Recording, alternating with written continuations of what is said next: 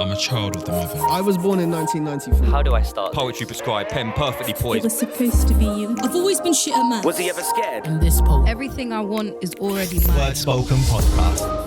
Yes.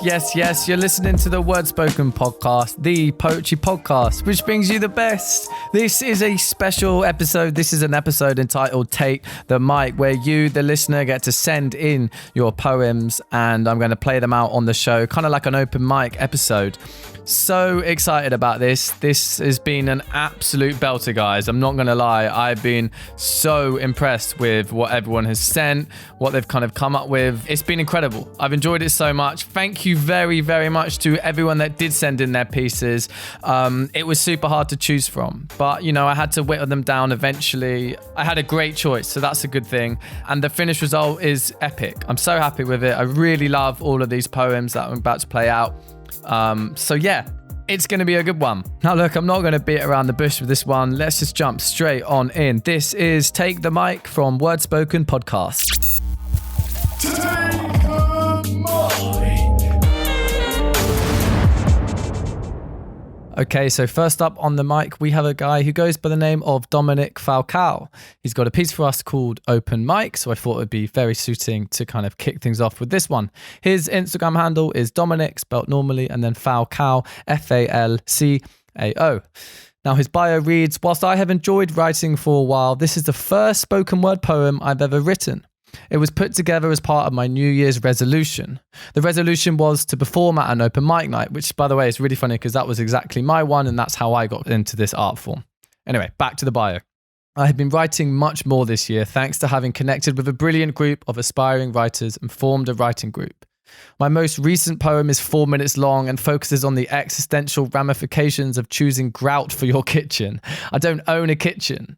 Generally, when I'm writing, I wonder if this is what the format of spoken word poetry is for, or whether by writing about grout and cold testicles, I've taken an art form made for communicating the truths of the underrepresented and perverted it horribly. Equally, I don't know if this is what you had in mind when you asked for a bio. Now look, that's probably not what I had in mind, but that's why I picked it. So this is Dominic Falcao with Open Mic. Mike is like a man who's had both his hands chopped off. When he takes a poem from the top, you never know what he's going to drop. He recently told a crowd in bold spoken words aloud about his not-so-glamorous polyamorous affair with a multifarious newlywed pair, patiently reporting replete with salacious tips the details of his very open relationship. Mike sometimes goes around with his trousers dropped right down, says he feels no need to hide his knees, and when I ask him whether his balls will freeze, he explains that his testes function better when they're colder by 3 degrees. The other night, Mike confessed that he wished that he could grow a beard because he always feared his feelings being witnessed, that having a hairy shelter could deflect the ridicule from sharing what he felt, or that because in fact he has no skin at all and because his ribcage hinges open like a well-oiled door you can see directly in, just say open sesame as he exhales. You've just got to see his guts. You can see the letters collecting in his lungs, the meaning convening in his spleen, the discarded thoughts half wrought passing pale and writhing through his system, crushed and discoloured in his small intestine, and you can see those bird-like words fully formed, sentences like compact flocks flapping in his vocal cords, triggered by Mike's fight or flight response, the internal violence of being in front of an audience. Until at last they settle, nestle curled around the darkest branches of his identity, as he allows the world to see everything that he is in his gristle-ridden, visceral transparency. So there we go. That was Dominic Falcao with Open Mic. I think that line there, the eternal violence of being in front of an audience, just kind of really stood out for me there. Great writing, great performance. Thank you very much, Dominic. Okay then, so next up onto the mic, we have a poet who goes by the name of Maryan Chowdhury. The Insta handle is at onegirl.onemission. So one in both of those cases spelled O-N-E, not the number. And then check out this for a bio, okay? Princess Diana Award winner, human rights activist, and poet from Tower Hamlets, East London. Most successfully known for performing for British Parliament, the United Nations, and being invited to Prince Harry and Meghan's wedding. Jeez, what is going on? Maryan is writing to decolonize minds, advocate for women's rights, and promote South Asian empowerment through the power of prose. She hopes to change the world one word at a time. Well, look, this poem certainly does that. As you can hear, we've got some lovely music blended behind it. I'm in love with this piece. It's quite sad, but it's beautiful. It's entitled Suicide Note. Enjoy. I was only 15 the first time I picked up a pen to write my first suicide note. That night, blood spilled over the pages and wrote poetry instead. I watched the pain turn into seeds and I helped them grow. Roses enrooted into my veins, flourishing into poison. I hold secrets so deep that in darkness they call my name. Many mornings I have tucked those demons away, and many nights they have come to revisit. They have come to dance, carve in my arm, draw a picture, remind me that they are still here. I was only 18 when depression brought me to my knees. The doctors gave me meds, my parents told me to go pray. But I have asked God more times to end my life than I have ever thanked Him for it. So I apologized to my friends who were suffering too. Your girl was drowning and couldn't find a lifeline to offer you. I was deactivating socials, airplane mode every night. I can't remember the last time I was myself, sitting on the bathroom floor looking at somebody else. And let's not even get started on relationships, cause no matter how many times you tell me, I will never feel pretty, never enough.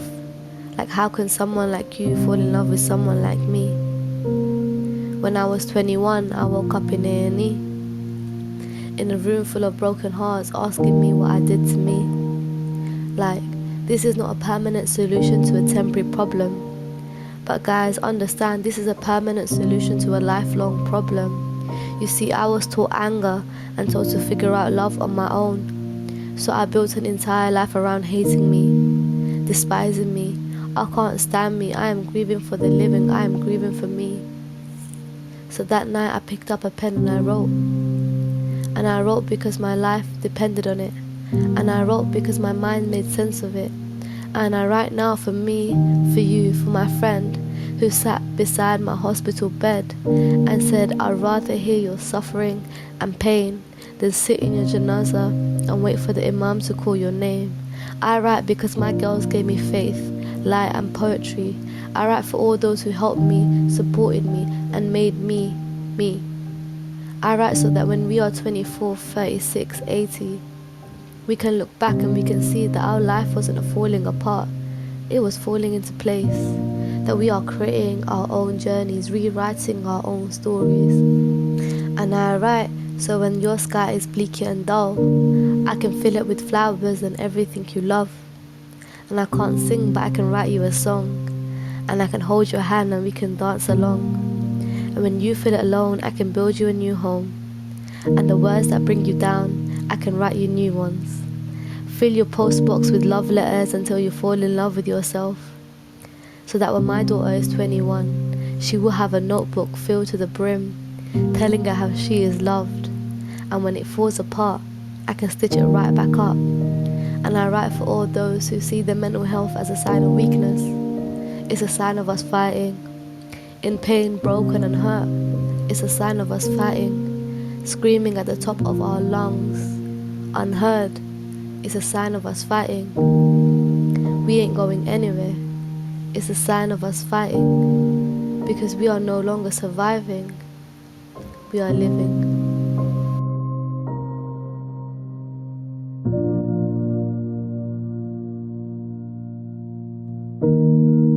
Wow, that is a incredible piece. Honestly, I'm so pleased we've been able to play that out on the show. Beautiful writing, blended so nicely with that music. An incredible storytelling. So yeah, thank you, Maryan, so much for that. Okay, so pick yourself up, guys. We're moving on to the next one, if that's possible after that one. It is. So look, next up, we've got a poet who goes by the name of Chloe Oliver, and we've got a piece entitled English Rose of Harlem. I'm going to quickly read out the bio for you. I'm an actor, singer, and puppeteer by trade, and have written a book of poetry called Project Truth. During lockdown, I've missed attending open mics and events in general, so putting together my book has been my saving grace. This poem is called English Rose of Harlem, and I wrote it whilst on tour with a production. And when I read it, it reminds me of my adventurous day, getting lost in New York with my notepad in hand. And look, the first time I listened to this, I thought she painted this picture absolutely perfectly. So let's jump on and hear it. This is English Rose of Harlem by Chloe Oliver. Skyscrapers towering overhead even though I'm 4 floors up. Yellow taxis dotted all around like a field of buttercups. The gargantuan flower that is this city. Its thorny stem of adventure opening petals of opportunity. Not even the sweet taste of strawberry on my teeth can mellow out the tyranny of the political grief imposed recently on these streets. The barking traffic, like a symphony of horns, the emphatic beat of the palm birthing only scorn for the driving neighbour, with the pregnant moment between foot and pedal about to go into labour. Here it comes, the moment to jerk forward towards an expected therapeutic outcome. Then, like a drum, something crashes in the distance. The thud of overloaded silence hangs in resistance. Citizens become defiant. We are present together. Breathe in the vexation, take a long testing drag of hesitation. With bulging eyes, watch the pulverizing grime fall from the buildings to the floor, fossilizing us over time, the generation of I want more. Opportunity still chills in the air. It's sticking to my face and tangling my hair, and I think to myself, I'm not a good enough writer to warrant a life of empty pockets and sitting in bars. I'm not a strong enough fighter to swim against the current or turn flying sparks into stars. I'm the one unable with the cables, pleading the leads to light up the dark, an electric start. In this momentary man-made mistake, this shadow, from below every single subway grate performs a scattered airglow. The moving trains remove the stains of what all these screens seem to control our brains with. Sunlight spent, birds of freedom split into cents and pence. I decide to dance in the city, with hope someone or thing will notice me. You see, it's fine if you're rich and pretty, but when you're broke and ugly, it's a whole different story. There's no glory for the unlucky hands dealt, no listening ears for how we feel or how they felt. But I guess that's just life. Even for the A-lister's wife. She gets lonely too, I'm sure. I can tell she's only admitting that to her soul, to her core, because who wants to look ungrateful when there's lots of food on the table, whole plates full, ready to add the pounds to her body? She'd rather it in her purse. What's worse is that she'd rather starve for her image. What an avant-garde way to pilgrimage her way to undeserved days. Her precious hours on earth. Who knows? Eyes closed. I then think of the limbless beggar's curse. What can they do apart from shake coins in their cups until they can afford a pair of shoes? I'm distracted, that's enough. I can smell drugs. My eyes wince from the bright lights of the nightclubs. I take a few paces and yet I feel a desolate love. The Moorish tourists, the jurists, the purists, the monks, the nosebleeders taking skunk, the dreamers, the believers, the genuine homeless, the beseeching deceivers, the lovers, the haters, the so-called gangsters, the skaters, the look-at-me women, the sex-thirsty men, the religiously forgiven, the hippies tie-dyeing zen, the artists, the far-out, the disastrous, the lagerlouts, the baseball fans, the business suits with diaries and plans, the little ones grasping to mum's hand, a lot like me, just trying to understand. My 2 feet planted next to the river. Many flowing waves begrudgingly glimmer. Some splash the same way, like a game being played fairly, well, barely, every time it gambles with my reflection. And although I cannot clearly see my face, I can see many a tale. The story of my destiny becomes like a holy grail. All I ever tell myself is that I've failed. But I digress, as the voice that names me princess will rewrite my fairy tale. So please, kings and queens, do beg my pardon, as I bow to you as the English Rose of Harlem. What a fantastic piece there. I really, really like that one by Chloe Oliver. That was English Rose of Harlem. Okay, moving on to our next poet. We have a poet who goes by the name of Lyndsay Price. Now, she did send me a very long bio, and the Spec was a short bio, but fear not, I've trimmed it down. So consider that a tut-tut there, Lyndsay. Anyway, her bio reads, Lyndsay Price is a Liverpool-based spoken word artist with an interest in how art can be used as a tool to ignite social change. She writes mainly about friendship, femininity, sisterhood, sexuality, fake news, and 90s movies. Brutally honest and almost aggressively vulnerable at times, Lyndsay's work often takes on a philosophical nature, nearly always underpinned with an ounce of hope. She's inspired by the things that make us human and spends her days attempting to name the feelings that often leave us speechless. And the Instagram handle is Lyndsay Writes Poems. That's Lyndsay spelt Lyndsay Writes Poems. This poem is entitled Lost Things, and it's actually taken from a live performance. Again, we have some music again. Consider this a second tut-tut because it's not a recording kind of straight into a mic. This is a video from a live event. But luckily for Lyndsay, I absolutely loved it. So I ignored the kind of less good sound quality. It's an incredible piece. This is entitled Lost Things by Lyndsay Price. Have you ever loved someone so much you let them leave? Let them sidestep out of your life ever so seamlessly? I wish I could quote Emily Dickinson and say I wish you were kind to see, but like leather and teeth, some things in this world just aren't meant to be that sweet. Ultimately, we're both worthy of being loved properly, but I'll tell you this. You could have had all of my poetry. For now, I'll remember you howling with wine in your blood and a full moon in your heartbeat. In many ways, I feel like you saw the woman I could be, but we're on different pages, books, bookcases, even different libraries. I'm a mile up in the sky and you're 1,000 kisses deep, and to be honest, we're just superheroes with a lot of anxiety, so it's time to move on. Take advice from the animal kingdom and snap the necks of the young who won't make it. Because our situation is certainly not a time for us to be squeamish. So today I took a breath. Today I divorced my ghosts. Today I performed an exorcism on the very depths of my soul, but because of you, I'm learning to leave myself love notes. Because of you, I no longer see my body as a hand grenade. Despite the fire that's in your eyes, you taught me to feel safe. To move forward, I'd say to get your hands dirty with life and consume more of the things that fill you. But to close up wounds that cut this deep, well, that's not something you can rush through. My mother tells me that I need to know this world is tough. Now I look both ways when I cross the road because this was dangerous enough. And does anyone know the exact difference in which two magnets can no longer feel an attraction? Because I've tried trains and hotel rooms and I can still feel you. I've tried not talking on the telephone and I can still hear you. I know when you've had a bad day because the sky looks dark and thundery, and I know when you've had a good day because the trees, they genuinely smile at me. I'm not entirely sure how you're controlling the weather around me, but I don't question it because I know this life is full of mystery. I've tried salt baths and sage, but my bones won't stop repeating your name. Teaching my body to forget about you is a full-time job these days. Tell me this. Does your car sometimes circle my house the way my thoughts trace the outline of your name? Does your finger hover over the bell the way mine hovers over deleting your name from my phone book?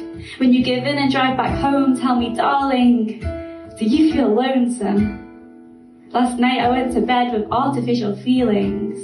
Woke up with a Coca-Cola heart, but despite me lying to myself, the truth is that I love you. And I'm sorry if it seemed like I forgot. For now, I want to say goodbye in the sweetest way because I can be good at staying gone. So I wish you a lifetime of butterflies. I'll forever have a sunshine heart. To quote A.A. Milne, how lucky I am to have something that makes saying goodbye so hard.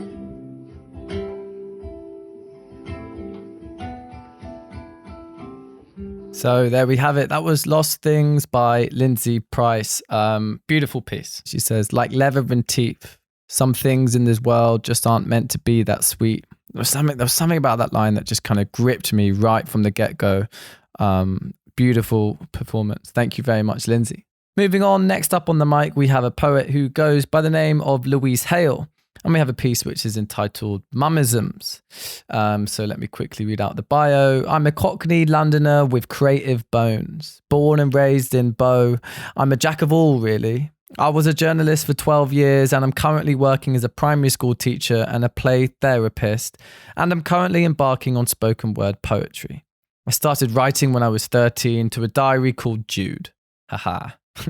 Mummisms is a dedication to all the weird and wonderful wisdoms my Cockney mother bestowed on me. This year marked the 10-year anniversary of her death. The Instagram handle is Curly Wordy. That's CurlyWordy. I really love this poem. I think it's a really, really great piece. There's a lot of truth. There's a lot of honesty. There's a lot of wisdom. And it's very, very Cockney. So I love it. Thank you to Louise Hale for sending this in. This is Mummisms. You often told me to never judge a book by its cover. You might not know the half of it, and the story inside distinguishes the fighter from the lover.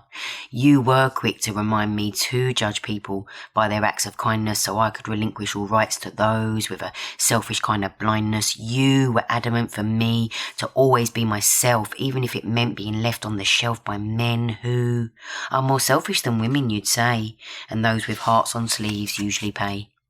Men don't suffer from piles, you joke, because when God created man, he created the perfect arsehole. So see past the stars in your eyes, check their bankroll, avoid the ones who want to control, and find someone who's your equal. They'll cherish you and make you whole.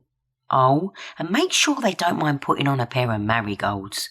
Don't go giving your cake away to any Tom, Dick or Harry, and don't think a girl's role in life is only to have kids and marry. Be a woman who endlessly strives for her goals, and don't be coerced into quenching that unquenchable thirst. Immerse yourself amongst the diverse verse of the many, not the few. Often those with indignant eyes are less likely to screw you over. In life, it's hard being poor, but money doesn't breed happiness, it gives you choice. And often those without it have to shout with a louder voice. So mean what you say and don't be mean when you say it. Be the maker of your own merit. And when you're down on your luck and low on bread, keep your head and remember money doesn't guarantee life's riches. There'll be hitches and bitches and glitches and snitches, and you may need many a stitches. But switch it and let it be a marker of what never to be. Often pain helps us read and truly see.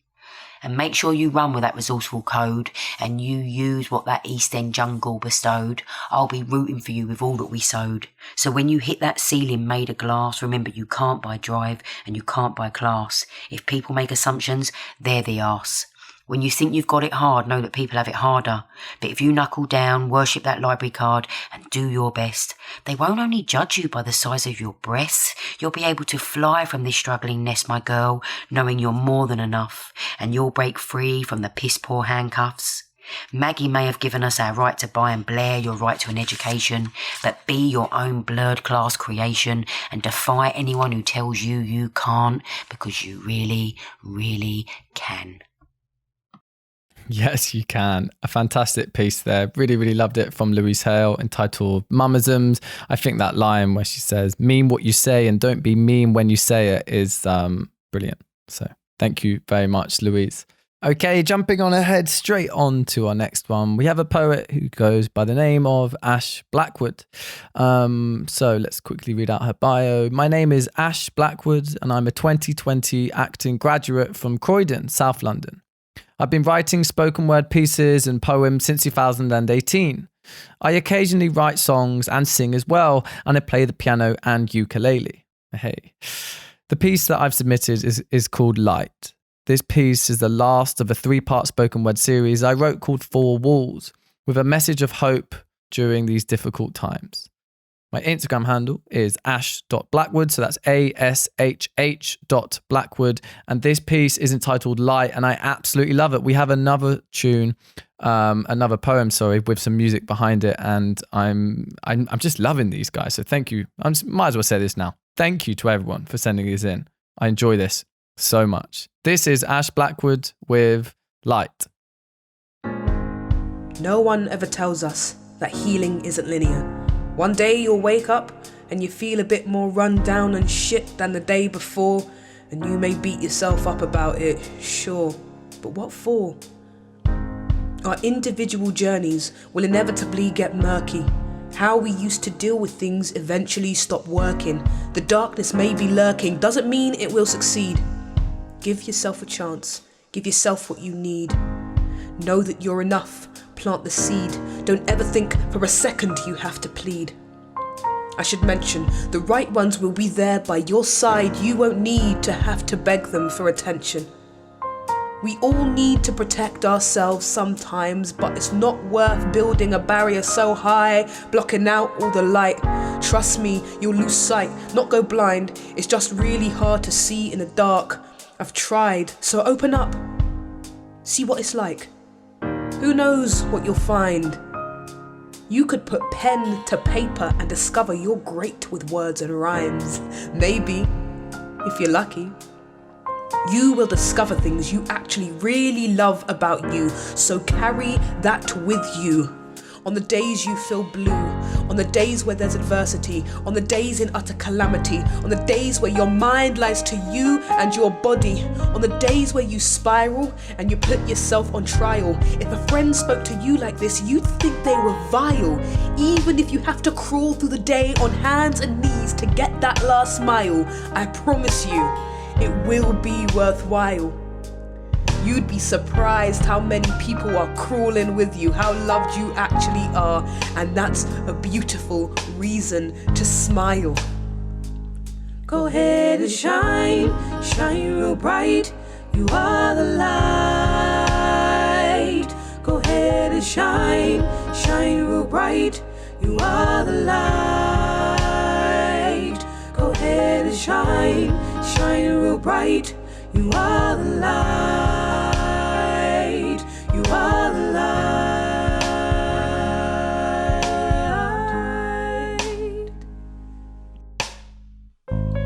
Within the bounds of these four walls I can be me. Something so simple about fake smiles, no excessive unwanted energy. The outdoor speaks to me more kindly than the droning inside. I don't want to be confined within the trees. They remind me I don't have to hide. Just a bit hard to find. Stop asking for permission to do one step. Come one day, like the trees, the flowers, to keep my soul alive. The grass. I'll just start being.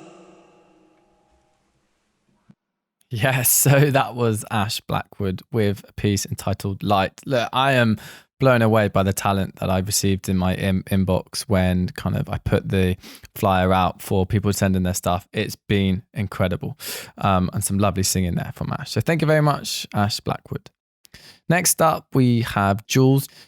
Jules's Instagram hand is Jules, Juls, official music. And let's quickly read out her bio. Hailing from a small rural town in southeast London, rapper, singer, songwriter, and spoken word artist Jules depicts her stories and experiences through lyrical rhymes and experimental melodies. From a very young age, music has been her destiny. Proud of her Chinese ethnicity, Jules is ready to shake up the world of hip-hop with her unique tone and style. Her number one aim is to spread hope to others through her music.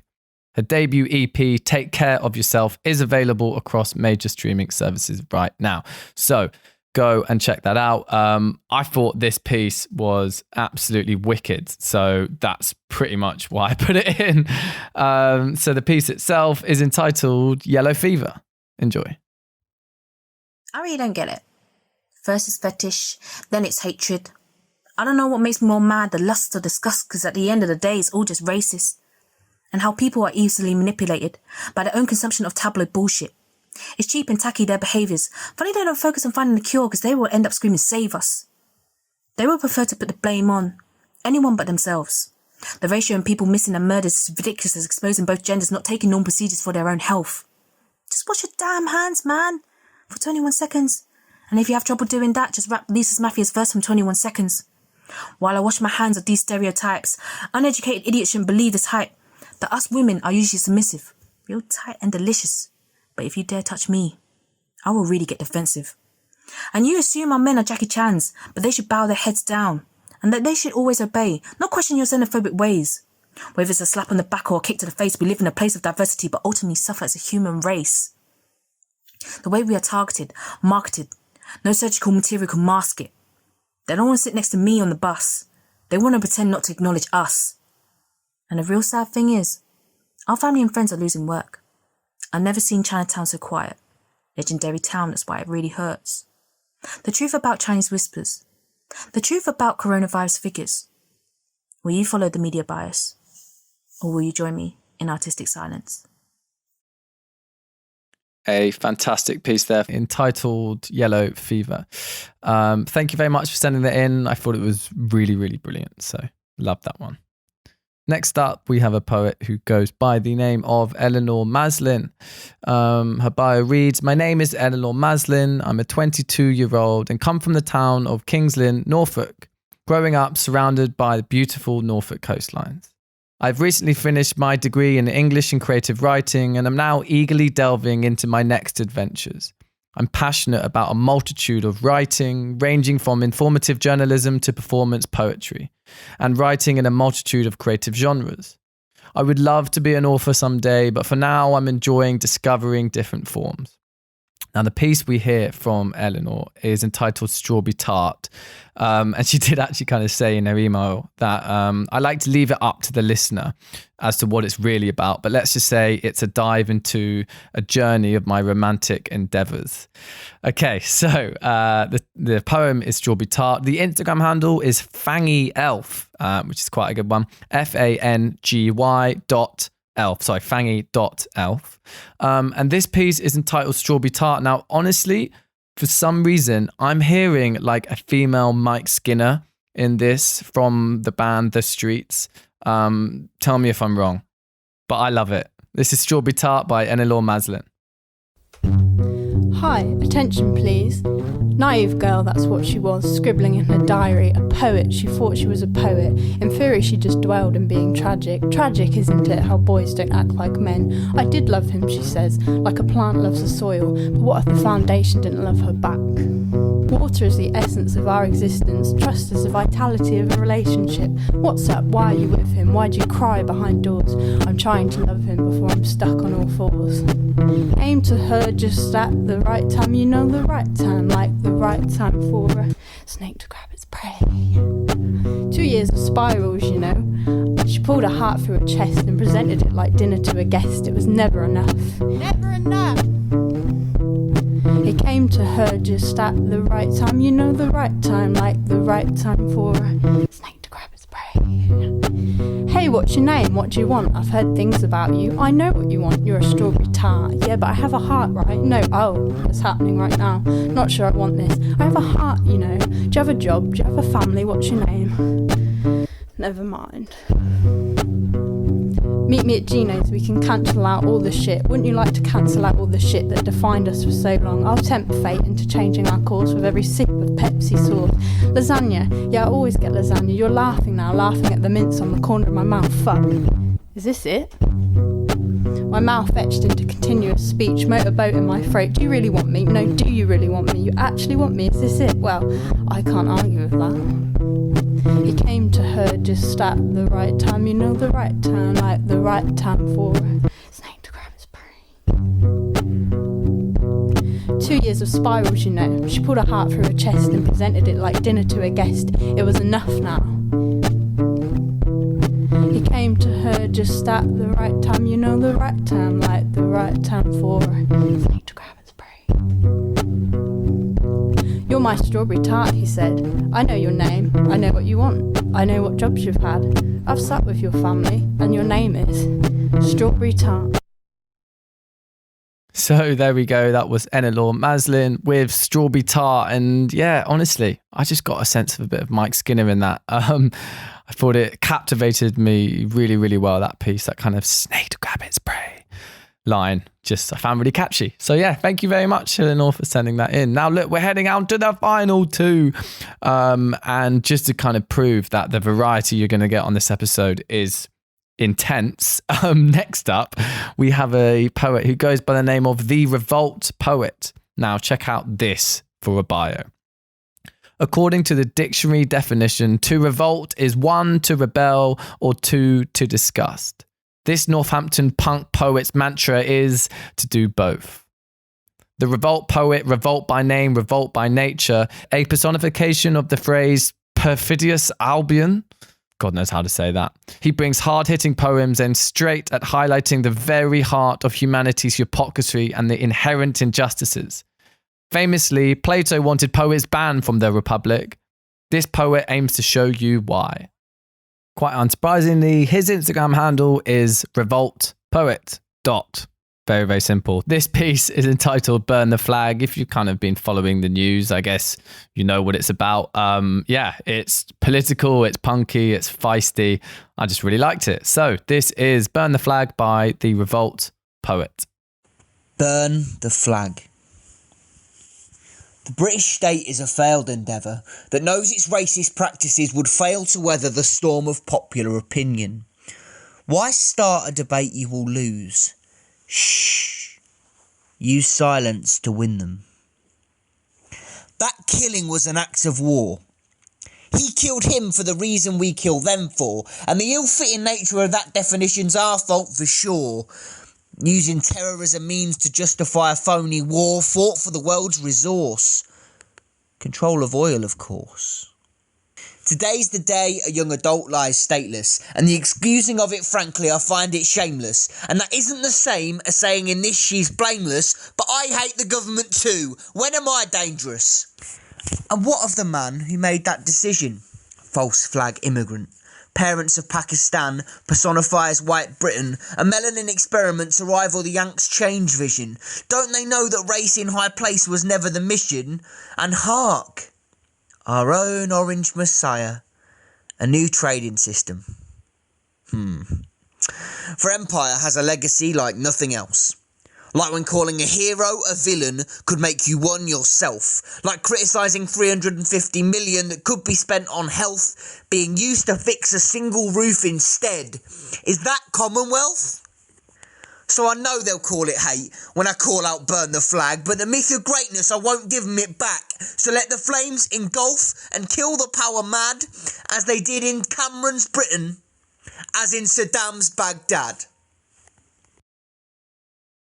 Whoa, I don't know about you, but I felt like punching authority after listening to that piece. Look, that was wicked, combining the kind of punk attitude, the grit, with something as quaint as poetry is kind of really wicked. So thank you very much, Revolt Poet. That was Burn the Flag.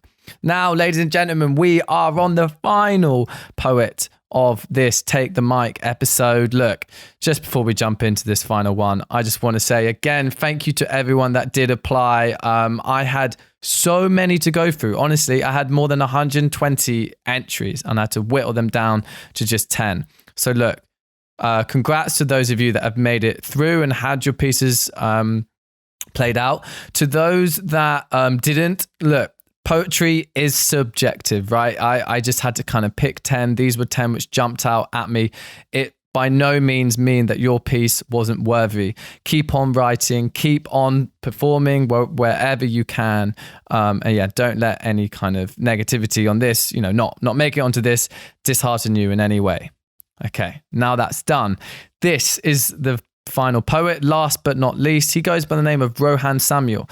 Now look, what I thought I'd do with this one is this brings the episode round full circle. The very first piece we had from Dominic was the first spoken word piece he had ever written. And this poet is also someone that is new to the scene. So that's just incredible to see how much talent these guys have, given how little time they've been doing it. So let's read out Rohan's bio.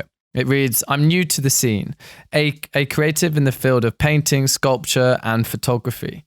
I found my voice and want to allow my truths to be told. I speak up about injustice, positive affirmations, and trying to help the youth because they are our future. I want to inspire others to be able to speak their truth because without a voice, how can we incite change? My poem, Who Wants Some Bread, looks at road life and how skills acquired on the road can be transferred into a legitimate business. Okay, so Instagram handle is poet_RS. This is Rohan Samuel with an incredible piece entitled Who Wants Some Bread?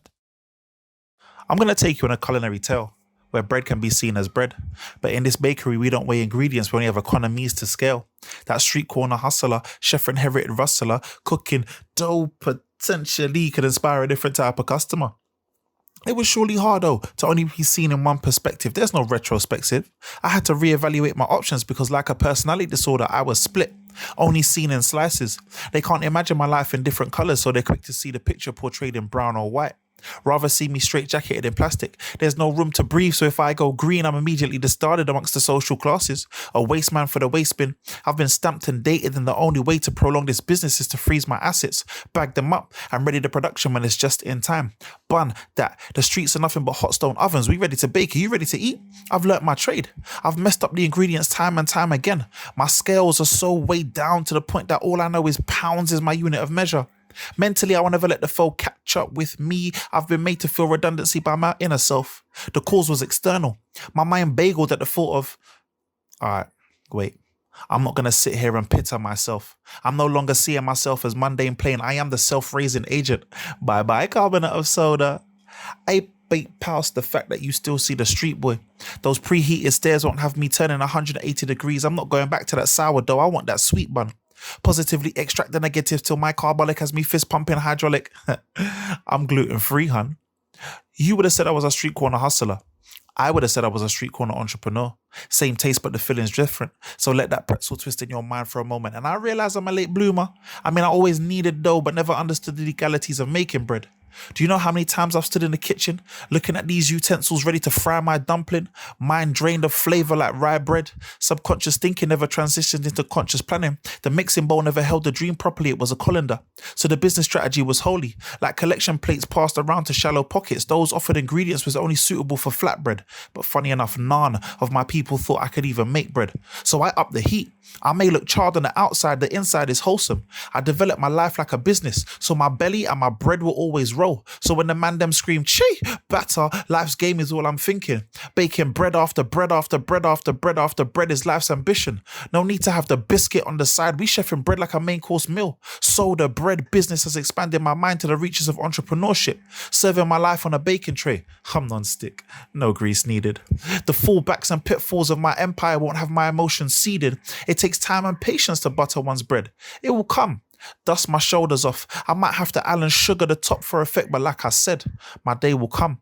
I'm bulky enough to develop a strong work rate, a strong backing that came in a force like croutons. Like me, they have been refried and redeveloped. They are my day one partners from the time we pump a nickel into the business. Now we can make a toast to success.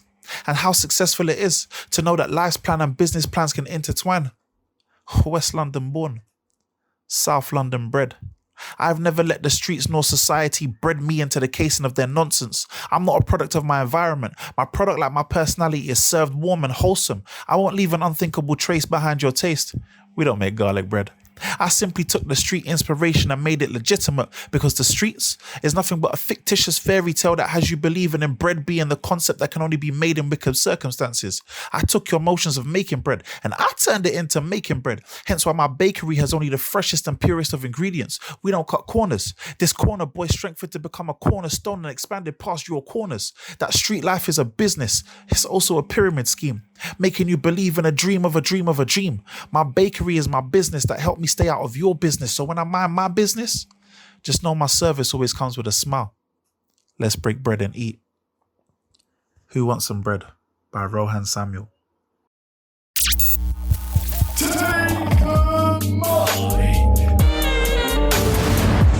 Let's break bread and eat. What a phenomenal end to an episode which I have enjoyed so much. This has been Take the Mic. Just a reminder of who we've had on and who the winners were. We've had Dominic Falcao, Maryan Chowdhury, Chloe Oliver, Lyndsay Price, Louise Hale, Ashh Blackwood, Jules, Eleanor Maslin, the Revolt Poet, and finally Rohan Samuel. Look, I've enjoyed this so much. I hope you guys have as well. Incredible effort. Look, even if you weren't successful this time, I'm going to be doing this again. So be sure to send in your pieces. The next time that this comes around, keep your eyes peeled on Instagram to see when that will be. But I promise you it will be shortly because I've been blown away by this talent. Make sure you keep on writing. Go to all the performances you can. I've been Henry. Check out the other episodes. Blah de blah. Bye.